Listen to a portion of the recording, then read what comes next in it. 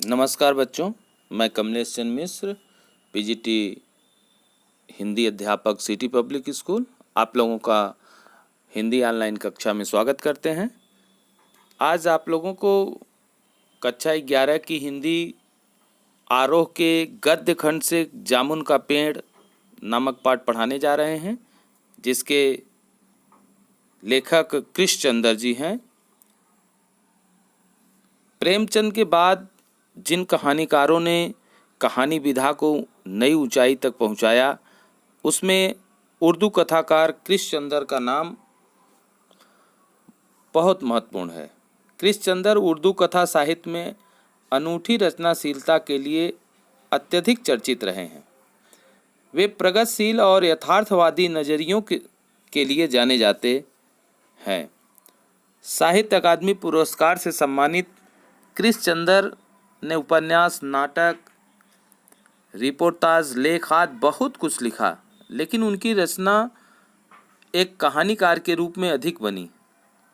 वे अपनी रचनाओं में काव्यगत रोमानियत, शैली की विविधता के कारण एक अलग मुकाम पर अपना स्थान बनाते हैं। प्रस्तुत कहानी जामुन का पेड़ कृष्णचंद्र की एक हास्य व्यंग कथा है। इसमें चीज़ों को अनुपात से अधिक बढ़ा चढ़ाकर दिखाने की पुरानी परिपाटी मौजूद है। वास्तव में विश्वसनीयता ऐसी रचनाओं के मूल्यांकन की कसौटी नहीं हो सकती। इसका उद्देश्य तो व्यवस्था की संवेदन शून्यता और अमानवीयता के पक्ष को उजागर करना होता है। आइए देखते हैं इस पाठ का सारांश। जामुन का पेड़। प्रस्तुत हास्य व्यंग कथा जामुन के पेड़ में चीज़ों को अनुपात से अधिक फैलाकर दिखाने की हास्य व्यंग की पुरानी परिपाटी की मौजूदगी के कारण घटनाएं अतिशयोक्तिपूर्ण एवं विश्वसनीय जान पड़ती है।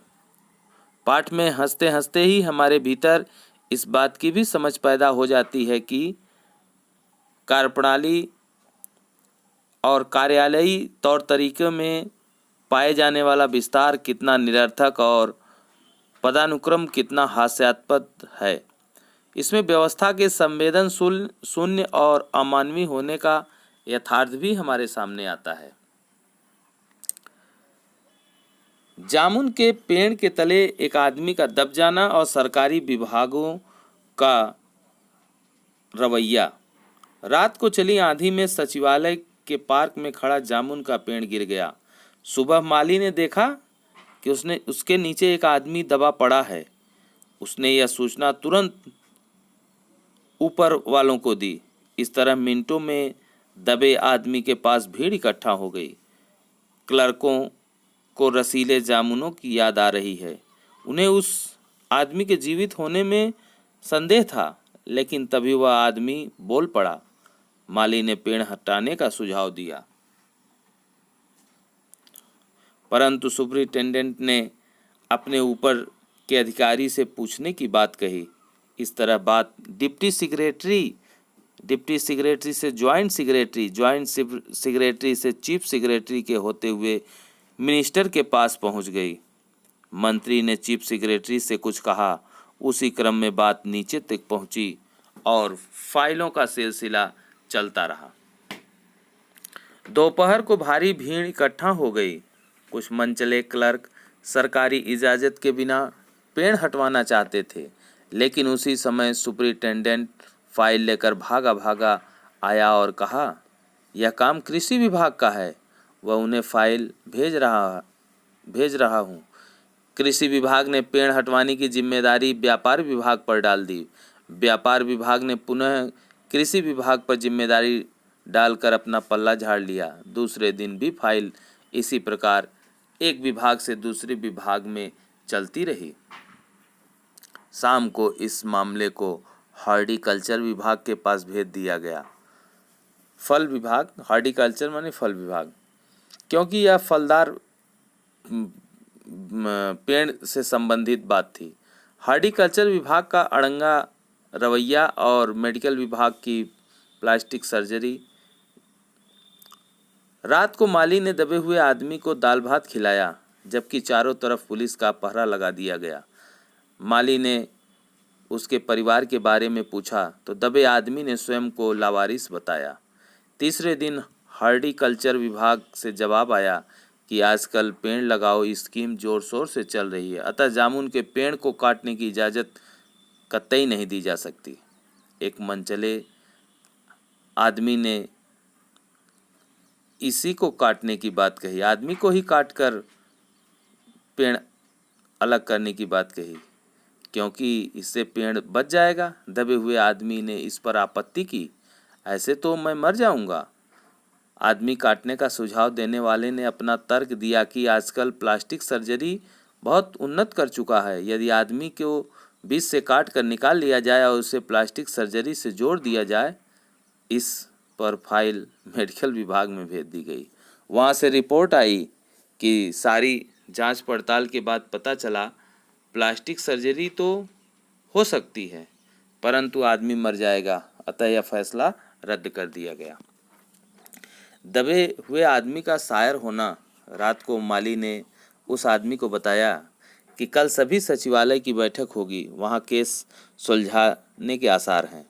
दबे हुए आदमी ने गालिब का एक शेर गुनगुनाया, ए तो माना कि तगाफुल न करोगे लेकिन, ए तो माना कि तगाफुल न करोगे लेकिन खाक हो जाएंगे हम तुमको खबर होते होते। ये तो मानते हैं कि आप मेरे साथ नाइंसाफ़ी नहीं करेंगे, गद्दारी नहीं करेंगे, लेकिन जब तक आप कोशिश करेंगे तब तक तो मैं मर जाऊंगा।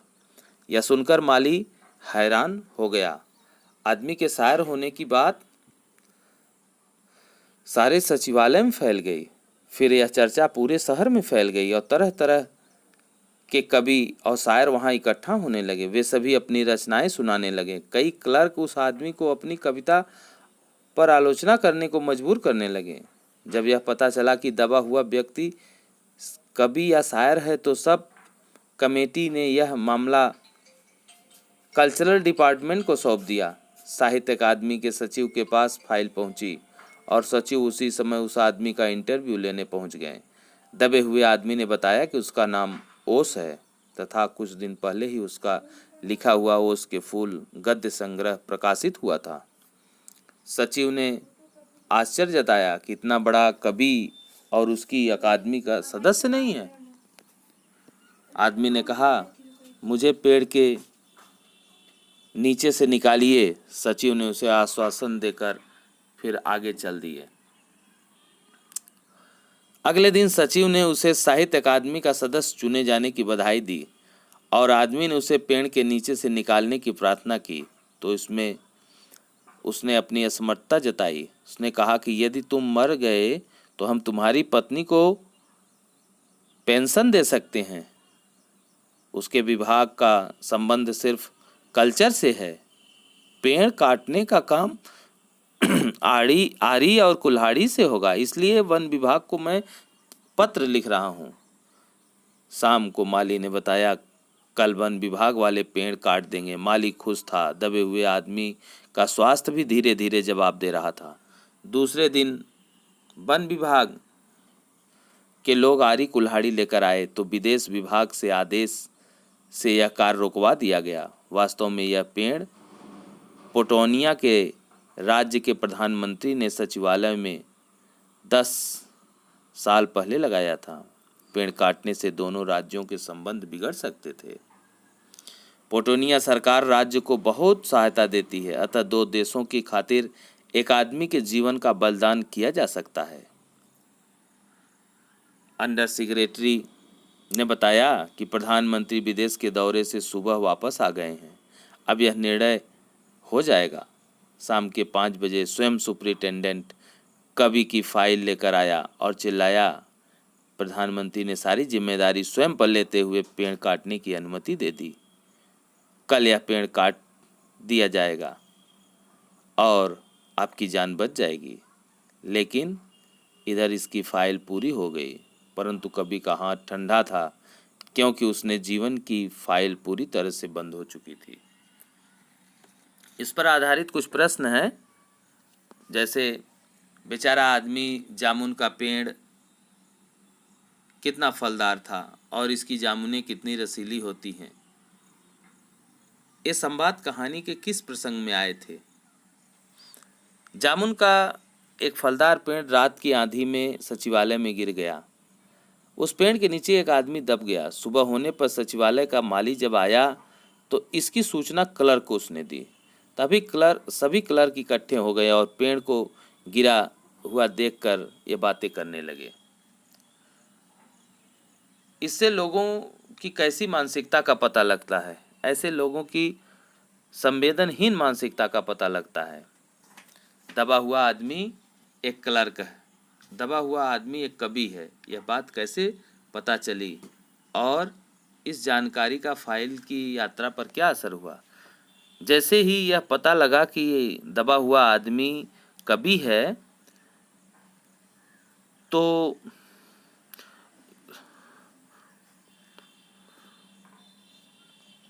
सभी सचिवों की बैठक होने लगी और उसमें यह रखा गया कि सब काम ठीक हो जाएगा। तब दबा हुआ आदमी कार्यवाही पर देरी होते हुए गालिब का शेर सुनाया और शेर सुनकर माली ने पूछा कि तुम शायर हो? उसके सिर हिलाते हुए कहा हाँ। तो इसकी पता लगते ही बात तेजी से सब लोगों को जानकारी हो गई और जानकारी होते ही केस थोड़ा जल्दी सुलझना चाहिए, लेकिन और देरी की संभावना बढ़ गई। इस प्रकार फाइल एग्रीकल्चर, व्यापार, हार्टिकल्चर विभाग से होती हुई कल्चर विभाग में चल गई और इसका रास्ता और दुरूह हो गया। कृषि विभाग वालों ने मामले को हार्टिकल्चर विभाग में सौंपने के पीछे क्या तर्क दिए? यही तर्क दिए कि गिरा हुआ जामुन का पेड़ फलदार है, इसलिए इसका संबंध कृषि विभाग से न होकर उद्यान विभाग से है। इस पाठ में सरकार ने किन किन विभागों की चर्चा की है? इसमें व्यापार विभाग, कृषि विभाग, हार्टिकल्चर, मेडिकल, कल्चरल, फॉरेस्ट, विदेश विभाग की चर्चा की गई है। इस प्रकार से यह पाठ समाप्त हुआ। अब अगले ऑडियो वीडियो में नए पाठ के साथ मिलेंगे। आपका दिन शुभ हो। धन्यवाद।